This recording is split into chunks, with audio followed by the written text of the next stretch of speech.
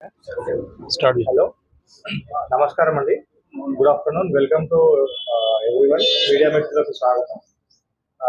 ఈరోజు మేము Medicover hospital Secunderabad నుంచి ఇక్కడికి గుడ్ ఆఫ్టర్నూన్, శుభాకాంక్షలు. ఈరోజు ఇక్కడికి అనంతపురం రావడం ప్రధాన ఉద్దేశం ఏంటంటే హార్ట్ సంబంధించినటువంటి గుండె జబ్బులలో వచ్చినటువంటి అధునాతన చికిత్సా విధానాలు గురించి తెలియజెప్పడం, అట్లాగే కొన్ని ప్రివెంటివ్ ఆస్పెక్ట్స్ అంటే అవి రాకుండా మనం ఎటువంటి జాగ్రత్తలు తీసుకోవాలి అనేది తెలియజెప్పడానికి వచ్చాను. ఎందుకంటే ఈ మధ్య మనము మన భారతదేశంలో కూడా బీపీ కానీ, షుగర్ కానీ, కొలెస్ట్రాల్, ఓవర్ వెయిట్, స్మోకింగ్ ఇట్లాంటివన్నీ మనం ఎక్కువగా చూస్తున్నాం. దీనివల్ల ఏంటంటే గుండె జబ్బులు, ముఖ్యంగా కరోనరీ ఆర్టరీ డిసీజ్ అనేది ఎక్కువగా అవుతుంది. దానివల్ల కొంతమంది యుక్త వయసులోనే హఠాత్తుగా మరణానికి కూడా పాల్పడడం అనేది మనం కామన్గా చూస్తున్నాం. సో దీని గురించి కొంచెం అవగాహన కల్పించాలి అనే ఉద్దేశంతో ఈ సమావేశం అనేది అన్ని చోట్ల చేస్తున్నాము. ఈరోజు ఇక్కడ అనంతపురం రావడం జరిగింది. అంటే హార్ట్ అటాక్ వచ్చిన తర్వాత చికిత్సా విధానాల్లో ఏంటంటే ఒకటేమో స్టెంటింగ్ ప్రక్రియ, ఆపరేషన్ లేకుండా మనం స్టెంట్స్ పెట్టడం అనేది ప్రాచుర్యంలో ఉన్నది ప్రస్తుతం. రెండవది ఏంటంటే bypass surgery. So bypass surgery అయిన తర్వాత చాలామంది ఏమనుకుంటారంటే ఇంకా అయిపోయింది, చికిత్స అయిపోయింది, వేరే అపెండిక్స్ లాగా అట్లా అనుకుంటారు. అవేంటంటే ఒకసారి చేస్తే పర్మనెంట్ సొల్యూషన్. కానీ బైపాస్ సర్జరీ చేసిన తర్వాత కూడా పేషెంట్కి మళ్ళీ ప్రాబ్లం వచ్చే అవకాశం ఉంటుంది. అది చాలామందికి తెలియదు. అందువల్ల ఏంటంటే బైపాస్ అయిన తర్వాత కూడా రెగ్యులర్ చెకప్లో ఉండడం అనేది అవసరం. ఒకసారి బైపాస్ అయిన తర్వాత బైపాస్లో ఏం చేస్తారంటే ఒకటేమో ఆర్టీరియల్ గ్రాఫ్టింగ్ ఉంటుంది, ఇంటర్నల్ ఆర్టరీ ఉంటుంది, మెమరీ ఆర్టరీ, దాన్ని బైపాస్ చేస్తారు. రెండవది ఏంటంటే కాల్లోంచి వెయిన్స్ తీసుకుంటారు. ఆ వెయిన్స్ ఏంటంటే తక్కువ ప్రెషర్ని తట్టుకునేటువంటివి. కానీ మనం ఇక్కడ బైపాస్ చేసినప్పుడు ఏంటంటే హార్ట్ ప్రెషర్ ఎక్కువ ఉంటుంది, 120/80 ఉంటుంది. అదే వెయిన్స్లో ఏంటంటే 10 మిల్లీమీటర్స్ అంతే ఉంటుంది. అంటే దాదాపు మనము 10 రెట్లు ఎక్కువ ప్రెషర్ తట్టుకోవాలి. అందువల్ల ఏంటంటే వెయిన్స్లో కూడా బ్లాకేజెస్ డెవలప్ అవుతాయి. సో అది జనరల్గా ఏంటంటే 50% of the vein grafts 10 years లోపల మూసుకుపోయే అవకాశం ఉంటుంది, అందులో బ్లాక్స్ ఏర్పడతాయి.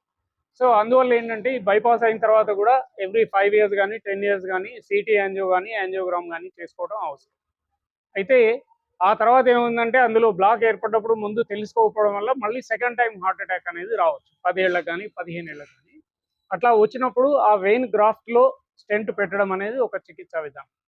ఎందుకంటే మళ్ళీ రెండోసారి బైపాస్ అనేది ఎక్కువ ప్రాబ్లం అవుతుంది. అందులో కొన్ని టెక్నిక్స్ ఉంటాయి ఆ బైపాస్ చేసిన వెయిన్లోంచి వెళ్ళడానికి. దానిలో ఏంటంటే మనం ఇక్కడ వీరికి తిమ్మన్న గారు అని చెప్పేసి నియర్లీ 66 ఇయర్స్, వారికి 2008లో బైపాస్ అయింది. ఆ తర్వాత చెకప్లో ఉన్నారు, కానీ ఈ యాంజియోగ్రాము ఇది చేసుకోలేదు వారు. అక్టోబర్లో మళ్ళీ హార్ట్ అటాక్ రావడం జరిగింది. సో ఇక్కడ యాంజియోగ్రామ్ చేసిన తర్వాత మొత్తం బ్లాక్ అయిందని చెప్పడం, వాళ్ళు తెలుసుకొని హైదరాబాద్ రావడం, అక్కడ మెడికవర్ సికింద్రాబాద్లో వారికి వెయిన్ గ్రాఫ్ట్ లోపల ఇంట్రావాస్కులర్ అల్ట్రాసౌండ్ చేసి 2 స్టెంట్స్ను అమర్చడం జరిగింది. అది నవంబర్ 1వ తారీఖు నాడు చేశాము. దాని తర్వాత వాళ్ళు ఆరోగ్యంగా ఉన్నారు. అది ఆ విషయం గురించి ఒకటి చెప్పాలని. దాని తర్వాత బైపాస్ అయిన తర్వాత కూడా రెగ్యులర్గా యాస్పిరిన్, తర్వాత క్లోపిడోగ్రెల్, ఈ ఏవైతే బ్లడ్ థిన్నర్స్ ఉన్నాయో అవి వాడటము, కొలెస్ట్రాల్ అదుపులో పెట్టుకోవడము, అట్లాగే వేరే రిస్క్ ఫ్యాక్టర్స్ ఏమైనా ఉంటే, ఉదాహరణకి బీపీ కానీ షుగర్ కానీ ఉంటే అవి అదుపులో పెట్టుకోవడము, every yearly once at least checkups చేసుకోవడం అనేది అవసరం. సో ఈ విషయం గురించి కొంత అవగాహన కల్పిద్దామనే ఉద్దేశంతో ఈ సమావేశం చేశాము. అంతేకాకుండా మెడికవర్ హాస్పిటల్ అనేది సికింద్రాబాద్లో ఇప్పుడు ఒక 6 మంత్స్ బ్యాక్ స్టార్ట్ చేశాము. మనకి ఇండియాలో 25 బ్రాంచెస్ ఉన్నాయి. అందులో అధునాతన చికిత్సా విధానాలన్నీ కూడా మనం చేస్తున్నాము. కాంప్లెక్స్ ప్రొసీజర్స్ అన్నీ కూడా అక్కడ చేయడం అనేది జరుగుతుంది. సో ఈ ఉద్దేశంతో ఈరోజు మనం మాట్లాడడం జరిగింది. వారు కూడా వారి అభిప్రాయాన్ని వారు మీతో పంచుకుంటారు. తర్వాత ఏదైనా ప్రశ్నలు ఉంటే వాటిని మనం డిస్కస్ చేస్తాం. 48 సంవత్సరాల ఏజ్లో హార్ట్ అటాక్ వచ్చింది.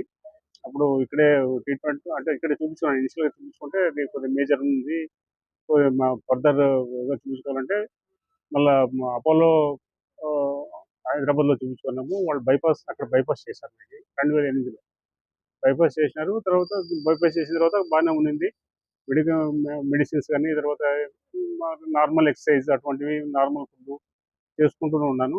అయినా కానీ తర్వాత ఆల్మోస్ట్ 16-17 ఇయర్స్ తర్వాత మళ్ళీ నాకు ప్రాబ్లం వస్తే మళ్ళీ అంటే ఇక్కడ వీరి దగ్గరికి వీళ్ళ మేడం ఉంది, వారు శ్రీలక్ష్మి మేడం అని, వారి ద్వారా ఆ, ఈ హాస్పిటల్కి పోవడం జరిగింది. లక్కీగా ఏమంటే నాకు మంచి సీనియర్ మోస్ట్ డాక్టర్ నాకు ట్రీట్మెంట్ చేయడానికి దొరికారు సార్ ప్రమోద్ కుమార్ గారు. వారు మంచి సుమారుగా ఆ, చెప్పారు, చూశారు మొత్తం.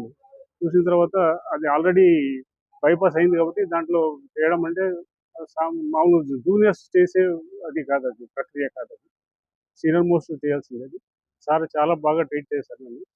అది దాంట్లో 2 స్టంట్లు సుమారు ఆల్మోస్ట్ 2 ఇంచులు పొడవు అది, 2 కలిపి 2 ఇంచులు, ఆల్మోస్ట్ 2 ఇంచులు పొడవు అది. అది 2 కలిపితే అంత స్టంట్ వేశారు, అంత స్టంట్ వేసి చేశారు. తర్వాత అది వాళ్ళ హాస్పిటల్కి పోయినప్పుడు ముందు కానీ తర్వాత కానీ చాలా మంచి ట్రీట్మెంట్ ఇచ్చారు. మంచి ఆ, వాళ్ళ స్టాఫ్ కానీ అంతా బాగా చూస్తున్నారు. తర్వాత నాకు ఏ విధమైన ఇబ్బంది లేకుండా హ్యాపీగా ఉంది. ఇక్కడ అనుకోండి, తిమ్మన నా పేరు.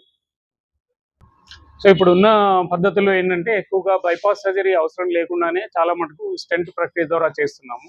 ఆ స్టెంటింగ్ లో కూడా ఇప్పుడు కొత్తగా వచ్చినటువంటి డ్రగ్ కోటెడ్ స్టెంట్స్ ఉన్నాయి. వాటిలో ఇప్పుడు 4th generation drug coated stents ఉపయోగిస్తున్నాము. అంతేకాకుండా కరోనరీ ఇమేజింగ్ అనే ప్రక్రియ కూడా ఉంది. ఇందులో ఏంటంటే కరోనరీ ఆర్టరీ లోపలే ఒక కెమెరా పంపించేసి దానిలో ఆ నరం యొక్క వ్యాసం ఎంత ఉన్నది, దానిలో లెంత్ ఎంత వరకు దాని మేరకు కూడిక ఉంది, స్టెంట్ సైజ్ ఎంత, ఇట్లాంటి అన్ని తెలుసుకునే అవకాశం ఉంది. అంతేకాకుండా లేటెస్ట్గా ఇప్పుడు ఓసిటీ అనేది వచ్చింది, ఐబస్ అనేది ఉంది. ఓసిటీలో కూడా ఆర్టిఫిషియల్ ఇంటెలిజెన్స్ ఉపయోగిస్తూ మనం ఏదైతే కెమెరా పెట్టి రన్ తీసుకుంటామో ఆటోమేటిక్గా దానిలోనే ఎడ్జ్ డిటెక్షన్ అయిపోతుంది. ఏ సైజు స్టెంట్ కరెక్ట్గా వేయాలి, ఎంత లెంత్ వేయాలి అనేది కూడా మనకు వచ్చేస్తుంది. సో దానివల్ల ఏంటంటే correct size of stent, correct length వేయడం వల్ల ప్రాబ్లమ్స్ అనేవి తగ్గుతాయి. ప్రొసీజర్ చేసేటప్పుడు కూడా ప్రాబ్లమ్స్ రాకుండా మనం సులువుగా చేయొచ్చు, క్షేమంగా పేషెంట్కి చేయడం అనేది జరుగుతుంది. అంతేకాకుండా ఈ మధ్య ఏంటంటే ఎక్కువ వయసు ఉన్న వాళ్ళు కూడా చాలామంది వస్తున్నారు. ఎందుకంటే ఇండియాలో ఏజ్ అనేది పెరిగిపోయింది. మన లైఫ్ ఎక్స్పెక్టెన్సీ పెరగడం వల్ల వాళ్ళు కూడా ఎక్కువ క్యాల్సిఫైడ్ డిసీజ్ ఉంటుంది. అంటే ఆ గుండె నరం పైన కాల్షియం డిపాజిట్స్ ఉంటాయి. ఒక్కొక్కసారి అవి లోపల కూడా చొచ్చుకొని వస్తాయి అన్నమాట. సో కాల్షియం ఉన్నప్పుడు ఏంటంటే అది ఒక స్టీల్ రింగ్ మాదిరిగా ఉంటుంది. సో దానిలో మనం స్టెంట్ కానీ బెలూన్ కానీ పెట్టినప్పుడు ఆ రింగ్ ఎక్స్పాండ్ అవ్వదు అనమాట. సో దాన్ని బ్రేక్ చేయడానికి కూడా మనకు కొన్ని పరికరాలు అవసరం. అయితే అన్ని హాస్పిటల్స్లో అవి అందుబాటులో ఉండవు. అట్లాగే ఆ చికిత్సా విధానంలో కూడా మనకు తగిన నైపుణ్యం అవసరం. సో అందులో ఉదాహరణకి రోటాబ్లేటర్ అని కానీ, లేకపోతే లేజర్ కానీ, తర్వాత ఇప్పుడు ఐవిఎల్ బెలూన్స్, ఇట్లాంటి కొన్ని పరికరాలు ఉంటాయి. అవన్నీ కూడా మనకు అందుబాటులో ఉన్నాయి. అవన్నీ చూసుకొని చేస్తే ఏంటంటే ప్రొసీజర్ చేసేటప్పుడు రిస్క్ అనేది ఉండదు. అది చాలా ఇంపార్టెంట్ అన్నమాట. దాని గురించి మనం స్టడీ చేసుకొని అవి నేర్చుకొని ఆ టెక్నిక్స్ చేయడం వల్ల బెనిఫిట్ అవుతుంది పేషెంట్కి.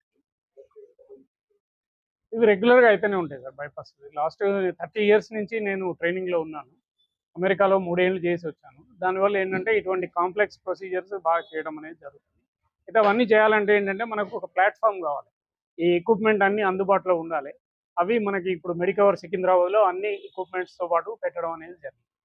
అయితే ఇంకొక విషయం ఏంటంటే అందరూ కూడా మనం ఇండియాలో ఇప్పుడు 25 ఇయర్స్ నుంచే హార్ట్ అటాక్ పేషెంట్లని మనం చూస్తున్నాం. సో అందువల్ల ఏంటంటే యువత కూడా ఏంటంటే ముఖ్యంగా ఏవైతే రిస్క్ ఫ్యాక్టర్స్ ఉన్నాయో అవి కంట్రోల్ చేసుకోవాలి. డయాబెటీస్ కానీ, లేకపోతే కొలెస్ట్రాల్ ఉందా, బీపీ ఉందా, ఇవన్నీ ఏంటంటే కేవలం ఒక చిన్న రక్త పరీక్ష ద్వారానే మనం తెలుసుకోవచ్చు. సో అవి ఉన్నప్పుడు వాటికి తగినట్టుగా అందరికీ మందులు కూడా అవసరం లేదు. లైఫ్ స్టైల్ మోడిఫికేషన్ అవసరం. అంటే డైట్ కంట్రోల్ కానీ, ఎక్సర్సైజ్ కానీ అవి చేసుకోవడం వల్ల కొంతవరకు తగ్గించుకోవచ్చు. ఎవరికైతే హై రిస్క్ ఉందో, అంటే వాళ్ళ ఫ్యామిలీలో ఎవరికైనా 40 ఇయర్స్ లోపలే ఎవరికైనా హార్ట్ అటాక్ రావడం కానీ, సడన్ కార్డియాక్ అరెస్ట్ కానీ ఇట్లాంటివి అయినప్పుడు సింపుల్గా సిటీ కరోనరీ యాంజియోగ్రామ్ అని ఒక టెస్ట్ ఉంటుంది. ఇందులో ఏంటంటే నరంలో కాంట్రాస్ట్ ఇంజెక్షన్ ఉంటుంది. ఒక 8 సెకండ్ల లోపలే సిటీ స్కాన్ రొటేట్ అయిపోయి హార్ట్ పిక్చర్స్ తీసుకుంటాం. అందులో ఏమైనా బ్లాక్స్ మొదలవుతున్నాయని తెలిస్తే కనుక కొన్ని మందులు, స్టాటిన్స్ కానీ, లేకపోతే బ్లడ్ థిన్నర్స్ కానీ వాళ్ళకు పెట్టడము, రిస్క్ ఫ్యాక్టర్స్ ఏమైనా ఉంటే మాడిఫై చేసుకోవడం జరుగుతుంది. సో దానివల్ల ఏంటంటే మనం 5 ఏళ్లలో వచ్చేదాన్ని ఒక 10 ఏళ్ళు, 15 ఏళ్ల వరకు రాకుండా మనం ప్రొలాంగ్ చేసుకోవచ్చు. సో దానివల్ల ఏంటంటే ఓవరాల్ హెల్త్ అనేది బెటర్గా ఉంటుంది. అదేవిధంగా ఈ సిటీ యాంజియో అనేది ఎవ్రీ 5 ఇయర్స్కి ఒకసారి చేసుకోవచ్చు. అందులో ఏమైనా బ్లాక్స్ పెరిగినాయా లేదో తెలుస్తుంది. ముఖ్యంగా ఎవరికైతే రిస్క్ ఫ్యాక్టర్స్ ఎక్కువ ఉన్నాయో, అంటే డయాబెటీస్ కానీ, హై కొలెస్ట్రాల్ కానీ, లేకపోతే high blood pressure, over weight, smoking, ఇట్లాంటి వాళ్ళకి ఫ్యామిలీ హిస్టరీ నేను చెప్పినట్టు 40 ఇయర్స్ అబోవ్ ఉన్న వాళ్ళు అది చేసుకోవడం అనేది బెటర్. అట్లాగే బైపాస్ అయిన తర్వాత కూడా ఎవ్రీ 5 ఇయర్స్ లేదా స్టెంట్ అయిన తర్వాత 5 ఇయర్స్కి ఒకసారి అది చేయడం వల్ల ఆ బైపాస్ గ్రాఫ్ట్స్ ఎట్లా ఉన్నాయి, అవి పనిచేస్తున్నాయా లేదా, వాటిలో ఏమైనా బ్లాక్స్ ఏర్పడ్డాయా, అట్లాగే స్టెంట్ అయిన తర్వాత స్టెంట్ ఎట్లా ఉంది, స్టెంట్ లోపల ఏమైనా బ్లాక్ వచ్చిందా అనేది మనం ముందుగానే తెలుసుకోవడం జరుగుతుంది. దాన్ని బట్టి తగినటువంటి మందులు కానీ అవసరమైతే మళ్ళీ ప్రొసీజర్స్ ఏమైనా చేయాల్సి రావచ్చు. ఇప్పుడు బైపాస్ సర్జరీ అనేది ఎప్పుడవుతుందంటే అన్ని నరాలు మామూలుగా ఏంటంటే 3 రక్త నాళాలు ఉంటాయి. మూడిట్లోనూ బ్లాక్స్ ఏర్పడినప్పుడు లేదా మెయిన్ పైప్లో బ్లాక్ వచ్చినప్పుడు లేదా ఒక వాల్వ్ ఆపరేషన్ ఏదైనా అవసరం అవుతూ అప్పుడు సైమల్టేనియస్గా ఈ రక్తనాళాల్లో బ్లాక్స్ ఉన్నాయి అనుకున్నప్పుడు మనం బైపాస్ సర్జరీకి పంపిస్తాం. అదర్వైజ్ సింగిల్ బ్లాక్ కానీ 2 వెసల్స్ అట్లా ఉన్నప్పుడు మనము స్టెంటింగ్ ద్వారానే చేయడం అనేది జరుగుతుంది. సో ఇదేంటంటే ఈ బ్లాకేజెస్ అనేవి ప్రోగ్రెసివ్గా వస్తుంది. ఇప్పుడు మనం యంగ్ ఏజ్లో చూసినప్పుడు ఒక రక్తనాళంలో బ్లాక్ ఉండొచ్చు. అదే కనుక మనము 70 ఏళ్ల తర్వాత అప్పుడు యాంజియో చూసినాం అనుకోండి, ఇందులో మల్టిపుల్ బ్లాక్స్ ఉంటాయి. సో అందువల్ల ఏంటంటే మనం పీరియాడిక్ చెకప్ చేసుకుంటూ ఉంటే స్టెంట్ ద్వారా మనం చేసుకోవచ్చు. ఇప్పుడున్న చికిత్సా విధానాలలో ఏంటంటే సులువుగా మనం స్టెంట్స్ ద్వారానే చేయగలుగుతాం. సో బైపాస్ సర్జరీలో ప్రాబ్లమ్స్ ఏంటంటే ఒకటి జనరల్ అనెస్థీషియా ఇవ్వాలి, పేషెంట్ వెంటిలేటర్ పైన ఉంటారు, కటింగ్ ఉంటుంది, బోన్ కటింగ్ ఇవన్నీ ఉంటాయి, రక్తం ఎక్కించాల్సి వస్తుంది ఎందుకంటే మనం కట్ చేసినప్పుడు బ్లీడింగ్ ఉంటుంది కాబట్టి వాళ్ళకి బ్లడ్ ఎక్కించాలి. దాని తర్వాత రికవరీ టైం ఎక్కువ ఉంటుంది ఎందుకంటే పేషెంట్ ఐసీయూలో 2 రోజులు ఉండాల్సి వస్తుంది, తర్వాత ఫిజియోథెరపీ చేసుకోవాలి, మొత్తం ఇవన్నీ మానడానికి అట్లీస్ట్ ఒక 1 మంత్ అయినా పడుతుంది. ఇవన్నీ మనకి దీనిలో ఉండవు. స్టెంటింగ్లో ఏంటంటే జనరల్ అనెస్థీషియా అవసరం లేదు.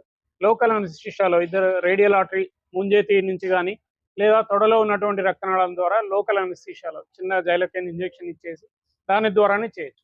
పేషెంట్ మనతో మాట్లాడుతూ ఉంటారు, మనం ఏం చేస్తున్నామో వాళ్ళు స్క్రీన్ పైన చూడటం జరుగుతుంది. ప్రొసీజర్ అయిన తెల్లారే మేము డిశ్చార్జ్ చేస్తాం పేషెంట్ని. వాళ్ళకి మందులు అవి రెగ్యులర్గా చెప్పి ఫాలో అప్లో పెట్టుకుంటే సరిపోతుందండి. ఫ్యూచర్లో ఒకవేళ స్టెంట్లో ఏమైనా ప్రాబ్లం వచ్చినా కూడా ఇదివరకు ఎక్కువ ఉండేది, ఇప్పుడు తగ్గిపోయింది. 2% ఉంది స్టెంట్ ఫెయిల్యూర్ రేట్స్. ఎందుకంటే ఇప్పుడు డ్రగ్ కోటెడ్ స్టెంట్స్ వచ్చాయి. ఒకవేళ అందులో మళ్ళీ ఏదైనా ప్రాబ్లం వచ్చినా కూడా స్టెంట్ లేకుండా అందులో డ్రగ్ కోటెడ్ బెలూన్స్ కూడా వచ్చాయి ఈ మధ్యలో. సో ఈ విధంగా ఏంటంటే బైపాస్ సర్జరీ రిక్వైర్మెంట్ అనేది తగ్గుతూ వస్తుంది. కొన్ని దేశాల్లో అయితే అసలు బైపాస్ అనేది చేయట్లేదు వాళ్ళు. మనం ఇండియాలో ఇంకా చేస్తున్నాము.